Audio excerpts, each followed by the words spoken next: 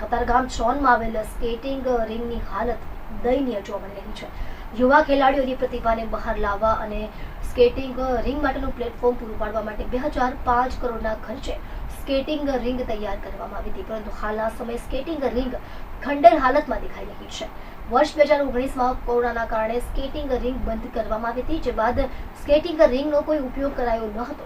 પ્રજાના મહેનત પરસેવાની કમાણીથી તૈયાર કરવામાં આવેલી સ્કેટિંગ રિંગની હાલત બદતર થઈ ગઈ છે.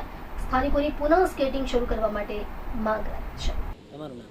Jasmine merchant. જસ્મીનભાઈ, કઈ જગ્યા છે ને કઈ પ્રકારની સમસ્યા છે? આ સુરત મહાનગરપાલિકા દ્વારા બનાવવામાં આવેલી 2005ની અંદર સ્કેટિંગ રિંગ કતારગામ વિસ્તાર સુમુલ ડેરીની પછાડી આવેલી છે.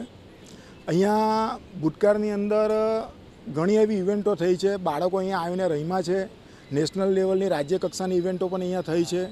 હવે હાલમાં આ સ્કેટિંગ રિંગ કોરોના કાળ બાદ ખૂબ જ જર્જરિત હાલતની અંદર પડી છે. ધીરે ધીરે અહીંયા ગંદકીનું અને જંગલ જેવું માહોલ થઈ ગયો છે. ગંદકીએ સામ્રાજ્ય જમાવી દીધું છે. આજે બાળકો અહીંયા સ્કેટિંગ કરવાના આશ્રયથી આવે છે તો બાળકો ખૂબ જ નિરાશા અનુભવે છે અને વાલીઓ નારાજ થાય છે. આજે આપણે સુરત શહેરની અંદર તમે જોવા જઈએ કે સ્કેટિંગ કરવા માટે બાળકો રમતવીર જ્યારે આપણે બનાવવાના હોય ને ત્યારે એના માટે જે એન્વાયરમેન્ટ સુરત મહાનગરપાલિકા દ્વારા જે આ ઇન્ફ્રાસ્ટ્રક્ચર બનાવેલી છે તેની જાળવણી થઈ જ નથી શકતી.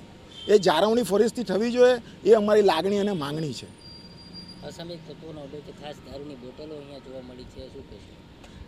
અસામાજિક તત્વોનો અડ્ડો તો હવે એમને જ્યારે આવારું જગ્યા મળે, હવે આ આવારું જગ્યા જે બની છે તે કોના કારણે બની છે? આપણી નિષ્ક્રિયતાના કારણે અહીંયા એ લોકો આવે છે અને એ લોકોને એકલતા લાગે છે અને છુપાઈને એ લોકોનું કૃત્ય કરીને ચાલ્યા જાય છે.